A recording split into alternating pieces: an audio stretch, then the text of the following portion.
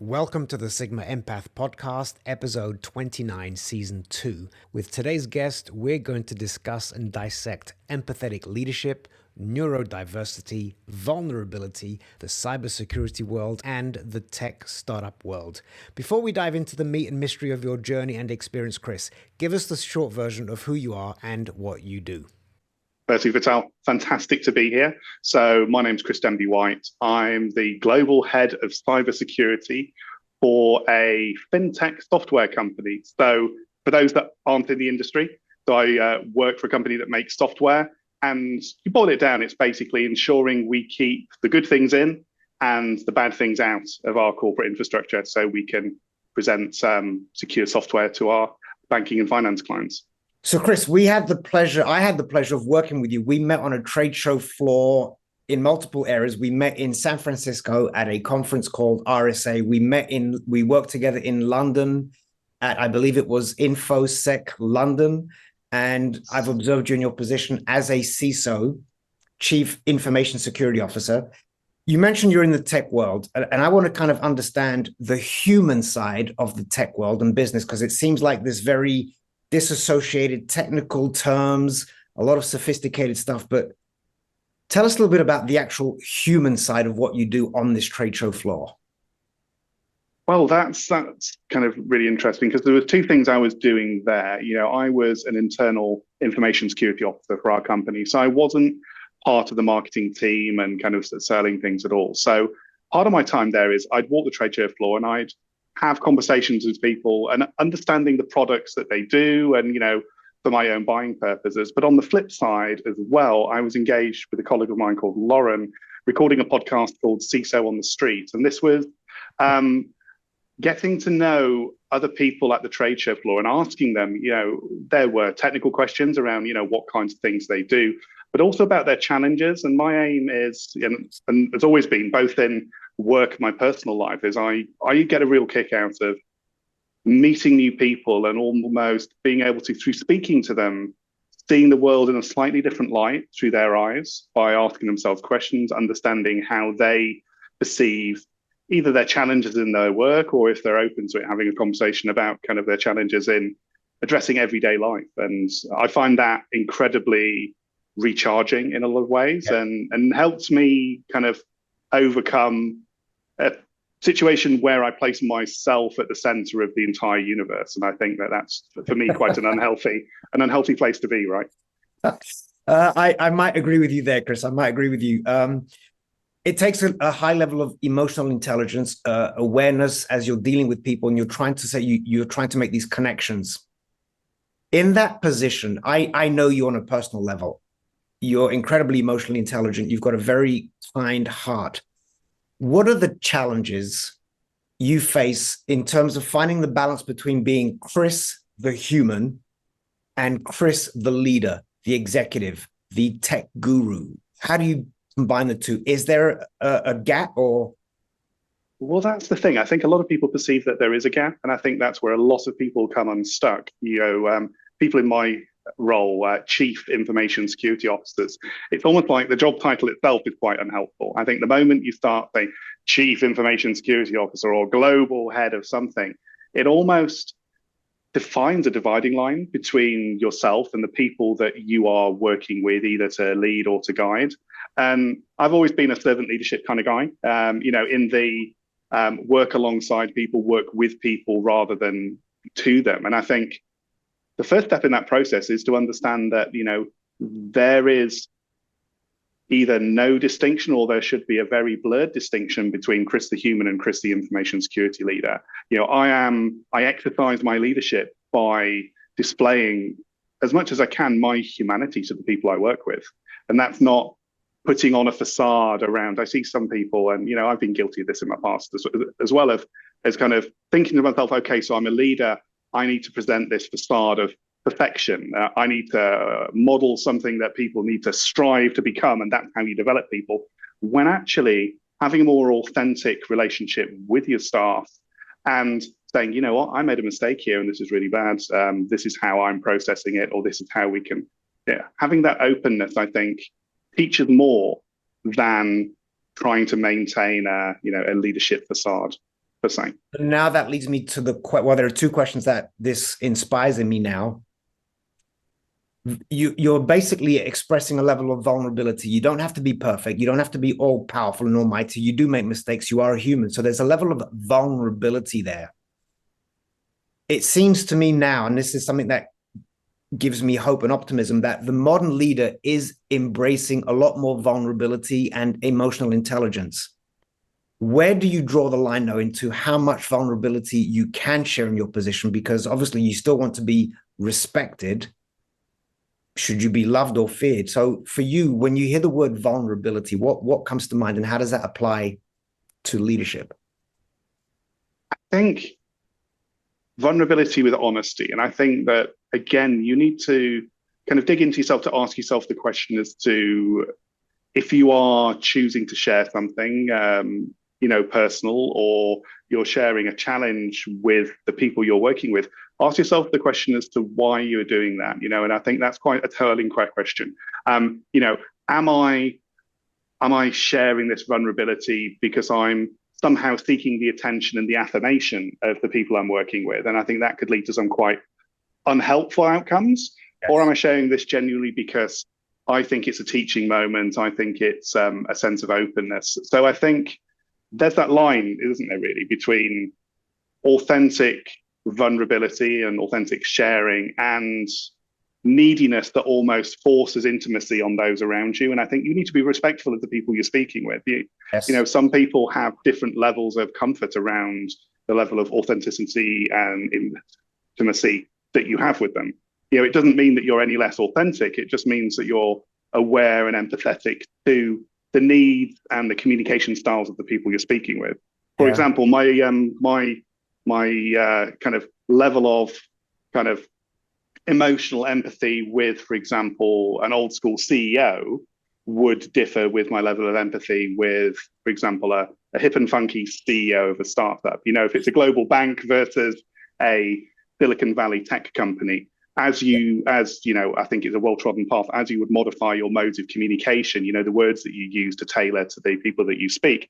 The same should be said for the levels of emotional openness and empathy, and the mode in which you share that is determined by the right situation. And also always questioning yourself as to, okay, so why am I doing this? Am I doing this to make myself feel better, or am I doing this because I genuinely think this is the right and most authentic way to act in this situation? What you just shared there aligns with a quote that I'm going to paraphrase by Plato. And he says something along the lines of, it's from Plato's Republic. He says something along the lines of, the highest form of knowledge is empathy, for it requires us to suspend our egos and live in another's world.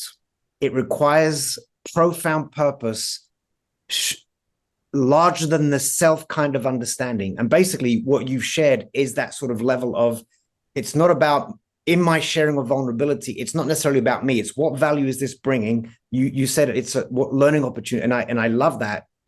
And in our relationship, you obviously have we've exchanged some vulnerabilities. Before I get into some of the personal challenges you face along your fascinating journey, a couple of things. You've not only worked in this industry, have you? No, that's right. I've worked in other industries as well. I started out my career actually, well, I'll take a step back. Before my career, I did my initial training in applied theology. So I went to a theological college where I trained in cross-cultural communication and theology with the aim of being a worker. I was actually out in Mexico City with my girlfriend, now wife, and we were helping to work with street kids. Well, it's been 18 years now. We've been married, absolutely happy. But so it started off in that world. Then it pivoted through, some challenges that we had post myself and my wife getting married. Her mother passed away, as did my father. And so we decided to put some roots down in the UK where we live. And I decided to get a job. And I found myself then working in policing. And then by virtue of I worked for the Metropolitan Police. Hello. Exactly, with the hat and everything and the uniform. It was jolly fun. And then ended up working in kind of intelligence world as well, kind of counterterrorism stuff for a bit. And that led on to some of the cyber stuff. And I ended up designing and building some of the equipment that we used, and then ended up managing those teams, and now in the private sector doing a similar role, ensuring that things are done securely, but in a corporate setting now. All with that kind of mentality of, I don't know, I always like to leave situations and people better off for the interaction of having had with them. That's, not always possible, but it's definitely something to strive for. It's the intention. It's the objective, it's the intention. You mentioned you were a police officer. I grew up in London and England, and I remember that they're called bobbies. And I remember as a kid in primary school, I learned why they're called bobbies. They're named bobbies after Sir Robert Peel, who created the English police force. Robert Peel, bobbies. For some reason, that stuck. You said you did some community work in Mexico with kids. What was the calling for you to do that?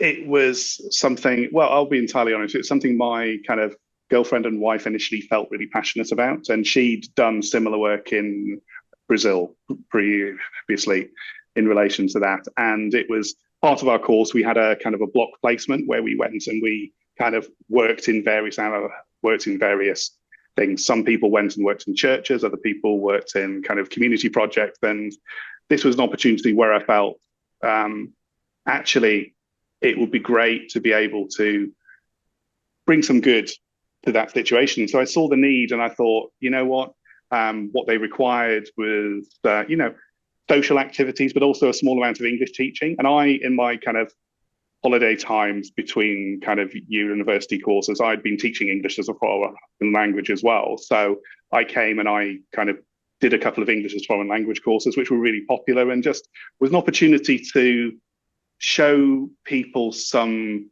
respect and give them some dignity by just literally spending time and, with people that literally had nothing, and being like, look, I want to spend some time with you. I want to understand where you are and what you're doing, without necessarily going in all, heavy-handed and trying to solve someone's problems by imposing absolutely, you need to be in a house now, so let's almost kidnap you and put you in a house. It was actually approaching people and asking that question. I recently binge watched New Amsterdam on Netflix. Love that show. And something that really struck me with that is the guy's catchphrase, where he kind of arrives in a situation and goes simply, how can I help? And it's not predetermining what I think the person needs or wants. It's simply going, actually, I'm here. How can I help? Is it a conversation? Is it a meal? Is it an English language lesson? How can I help? And I think, and again, that's something that is kind of passed down through my various roles since. And I don't know if I could define it. That's something I always try and ask, either explicitly or not explicitly. That's a beautiful trait. And, my foundation is empathy. And in this book, I talk about the very thing you just mentioned. When we express our empathy, sometimes people think, well, I'm going to either do one of two things. I'm going to share a related story, which now means I'm bringing the attention to me and I've taken it away from your pain point, or I'm going to give you advice. When the most powerful form of empathy is to just hold space for the person and ask those type of questions. How can I help you? What would you like me to do in this situation? And it's an offering that you give rather than an imposing. And I love how you express that. It's not about imposing your knowledge or wisdom. It's about how can I help and be of service. I absolutely love that. I want to quickly touch on some personal things about your LinkedIn bio. Oh dear. You said, I was recently described as having both self-awareness and an ironic sense of humor, and I'm not sure if they would be complementary. I think that's quite funny. And by the way, you do have a great sense of humor, as all Brits do. You say, regardless, I'm unashamedly committed to securing data and business processes and equally passionate about supporting and empowering those around me. How does that apply to the workplace? Going back to the tech world, you're a CISO. You now currently work for, you're head of cybersecurity at Elwood. how do you implement, or how do you, again, find that fine balance between, it's a serious business. Data gets stolen, catastrophic, can cause billions of dollars for a company. How do you find moments to soften it? And hey, this, going back to Chris the human, here's a little funny anecdote. Here's a little bit something quirky. How do you find that balance? I think it's in just being myself in those situations. And it's the acceptance that, yes, I do run a cybersecurity team at a company, but I don't protect the data of Elwood's systems sheerly by the massive force of my will. That's impossible. I can't do that. You protect the data of a company by, yes, I have some knowledge in cybersecurity that I've had an experience, but it's about empowering those around you to make good choices. And on the flip side, to be able to have the ability to speak to me around concerns and guidance around things like cybersecurity. So I've been here just over 2 months, and the majority of my time has been spent, and it's been wonderful, meeting, getting to know, chatting, asking what people do in their jobs, what troubles do they have, what struggles do they have in the processes that they have, and understanding, again, that question, how can I help? Yeah. And I think sometimes when you come into a company and the leadership has been different previously, initially you have to overcome the hump of reassuring people that you're not the last guy. No disrespect to the last guy here. He was a fantastic leader, but a slightly different leader to myself. So, and I think it's in the empathy of being able to firstly ask the questions, how can I help? And then identifying opportunities to divert the attention and the limelight and the praise for good things to the people that deserve it. And again, like I started with, I can't protect this company by the sheer power of my will alone. And such a goal is unrealistic. It's by the communal efforts of an entire company, a security team and wider. So where something good happens, I'll identify actually who are the people who contributed in that and ensure that they're thanked and they are kind of identified for that. People like, HR teams often get a lot of grief, because they deal with the difficult conversations and things like this. And actually I had a conversation yesterday with ours. And I said to them, I just want to say, the HR teams I've worked with, you're really good. And I really appreciate, the work that you do. And I really appreciate the thing that you've done for me today. You've been clear and concise and I really helped that. And they looked badly, and it kind of almost broke my heart. Genuinely shocked that somebody was giving them ad hoc positive feedback. And I explained to them, in today's society, people generally only want to comment if it's negative, like in the stores and the feedback forms. And, how often do you write to, tell us how we're doing forms? How often do people write and say, actually, it was really good? Usually you use those emails to do customer feedback. If you've got a complaint, it's like, I've been treated badly. And I think there should be a balancing effort in that. And that's what I try and bring. And I bring an element of humor as well, because yes, security is a very serious topic, but it doesn't necessarily need to be handled in such an awfully somber, strict, uptight, serious way. We need to protect things, and that's important. But I think if we try and sacrifice our humanity and artificially, again, for this persona, leadership, hard persona on the outside, I think that's the wrong way of thinking about doing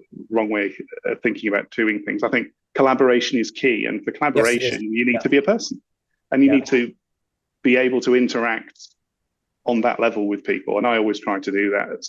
Sometimes I might go over the top, and people think I'm a little bit silly at times. But a little bit of silliness is good. Maybe not the silliness of a John Cleese or a Faulty Towers in the workplace, but I think humor is great. And I love the fact that you're mentioning the value and the power of recognition, acknowledgement, and that applies in our personal lives. Is we can easily critique a partner where we're really there to elevate people and empower people.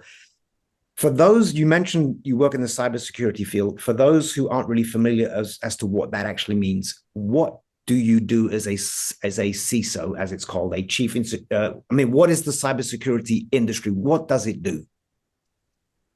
Well, in short, as I said before, ensures that the good things stay inside the company and the bad things stay out. But in a more practical sense, I run a team. There are different different frameworks for cybersecurity that you have. And essentially, these are lists of what does good look like. If you are a shepherd of data, or if you're managing data inside a company, or its assets like its computers and its intellectual property.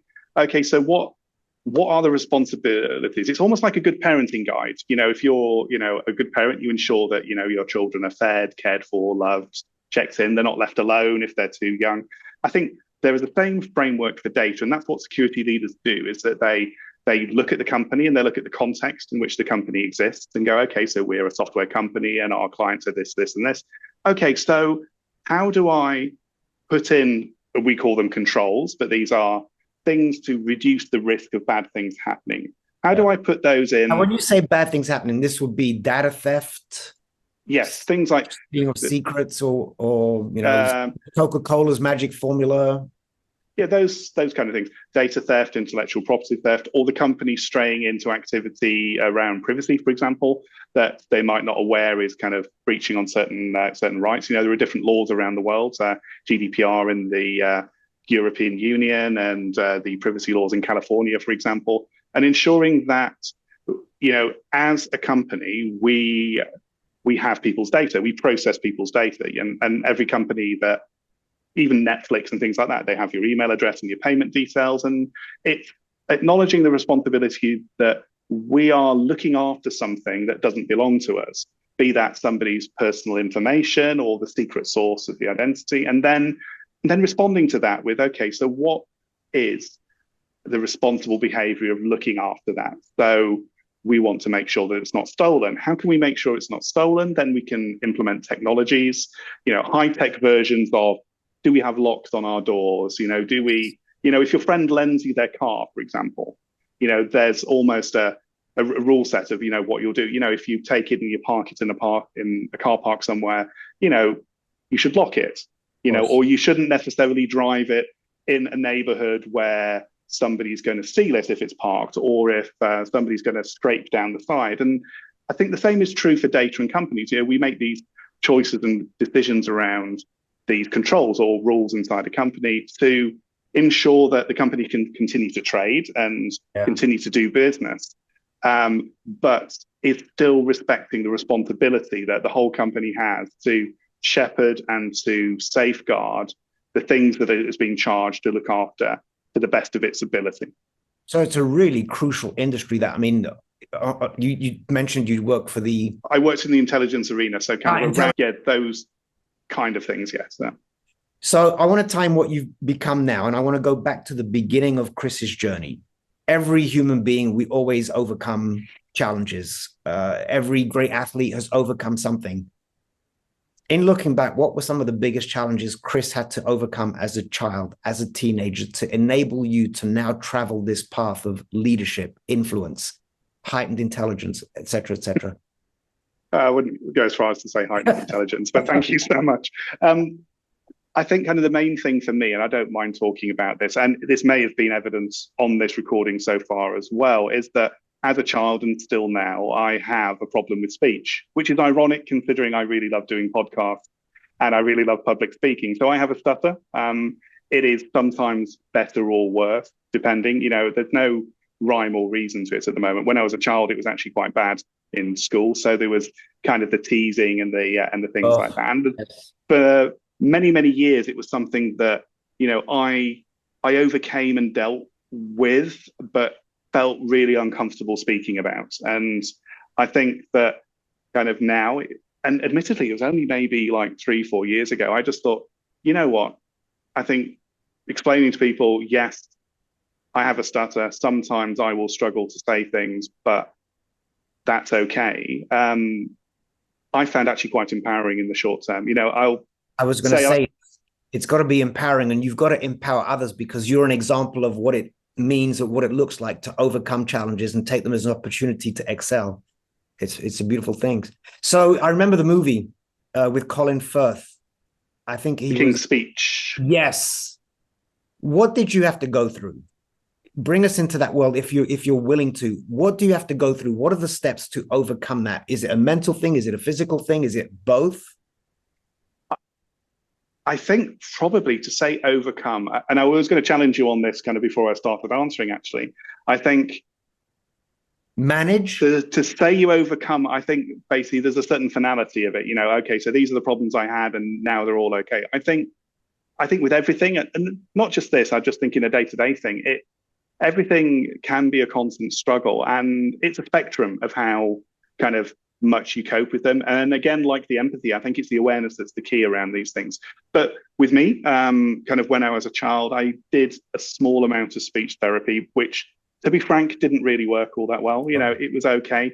But I think these are things that the main thing is having the understanding to kind of not let it bother you too much. Because I think that when you have a stutter, well, at least for me, I can't speak for everyone, is that whenever you're speaking, regardless, there's no warning. All of a sudden, it could be that you are suddenly mid-sentence unable to speak, or you are stuck on a syllable or something. And that can be incredibly frustrating and embarrassing at certain points as well, because people react differently to it. And I don't judge people that kind of react to a stutter. It is a really kind of odd thing to encounter if you've never encountered it before. It's strange because you don't understand why the person is unable mid-sentence to be able to formulate a certain word. One of the strategies I've had, and I think has worked quite well for me, is that if I'm finding myself struggling to say a specific word, I will substitute it with a different word. So, that's kind of helped me because my vocabulary is excellent now. Because yes, it is. Yes, it is. But then again, it can be actually quite draining. At the moment, my speech on this call seems to be quite fine, but sometimes when it's not, it's actually quite draining to consistently, as you're speaking, have 4 or 5 backup words in the back of your mind simultaneously while you're speaking. And for people with a stutter, I imagine, again, I can't speak for other people that have a stutter, but for me, that can be quite draining to be able to firstly be thinking of, okay, so how do I want to present this if you're doing a talk or something?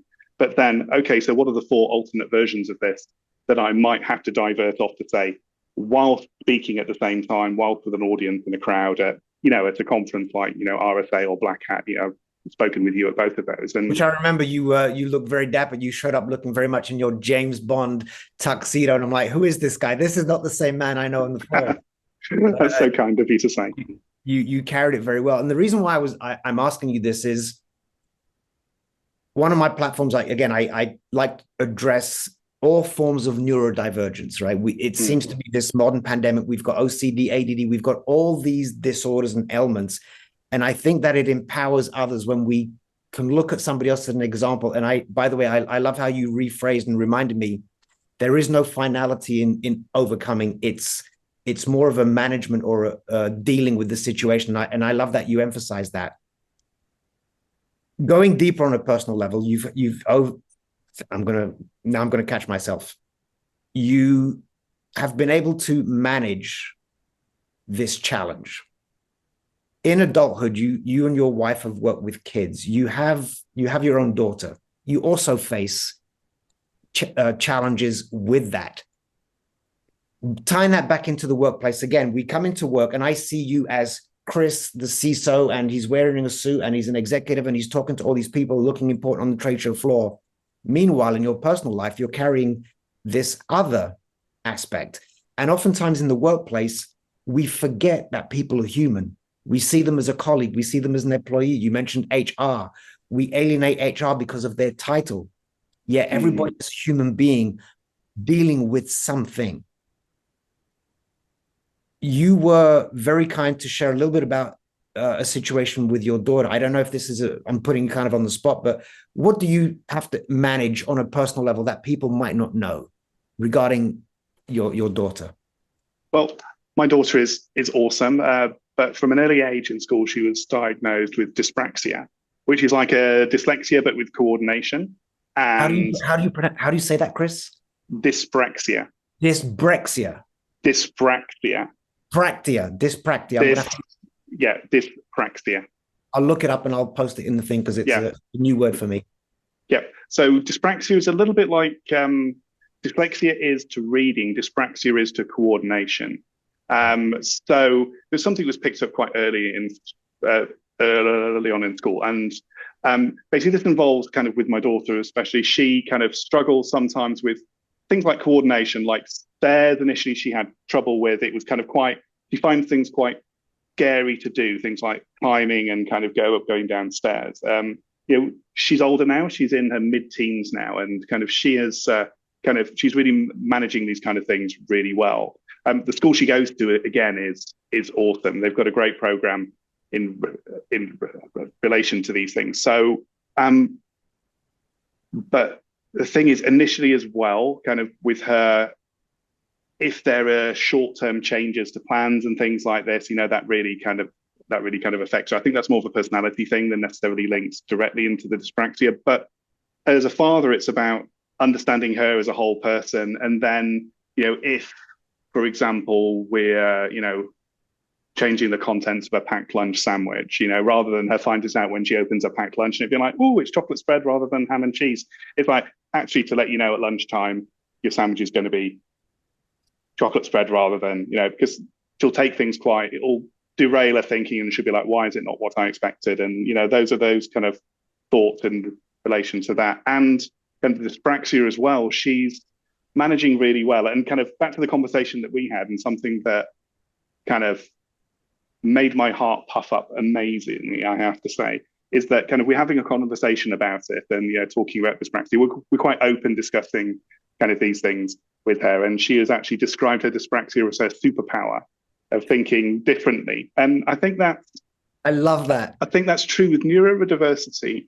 It's that actually everybody is different. Everybody experiences the world in kind of entirely different ways, even non-neurodivergent people, neurotypical people. And it's embracing those differences and realizing that those differences can actually contribute to a more rich experience of life by having people, and rather than trying to force people into a mold through kind of coping, is being able to give people an environment where they can shine. So reasonable adjustments to those kind of things. And I think that's something that's been modeled fantastically in my daughter's school. And I'm over the moon at programs they have there, and she's doing amazingly in school. But I love that, because I'm all on board about neurodivergence is basically accessing, understanding, leveraging this unique gift, this superpower that you have. And it's just of how can I leverage it to bring value to humanity? And it opens people's minds in understanding some of the challenges that other people face. For example, what you just shared. My really profound question is, why aren't you giving her Marmite sandwiches for her lunch? That's the essential English. Because I want to maintain a relationship with my daughter. I don't want to be one of these. I don't want to be one of these parents where their kids ghost them, because I understand that's kind of a growing trend as well. I was reading an Economist article about that. I'm really not a Marmite person. My wife is. She really loves it, but my daughter's more kind of the Nutella spread kind of girl. Yeah. Chris, it's been an absolute pleasure, an absolute delight chatting with you. Thank you for sharing so much wisdom across such a spectrum of careers, experiences, going from a police officer to intelligence to cybersecurity. This is kind of maybe a bit of a cliche question. Crystal ball, 5 years from now, where do you see Chris? Oh my word, who knows? Anybody that's looked at my LinkedIn history will know that I probably don't know where I'm going to be in about 3 years, let alone 5 years. I would hope. People have New Year's resolutions, and I generally speaking only ever make one, and it's usually the same one every year. And I say to myself, by this time next year, I would like to be, if not happier, but more aware of the reasons that I am not happier. So either one of those two, so I always aim either in my situation or my job role or my personal life or my self-awareness. I don't go set myself a target for like, okay, so by the end of the year, I want to be earning, however much more, or I want to be in this amazing job. I think life is way too uncertain to be able to make those kind of plans. I just kind of strive each year to be like, this year I strive to keep my ego in check, which is which is a mammoth task. I'm not going to lie. It's for everybody, yeah, but it's good to be self-aware.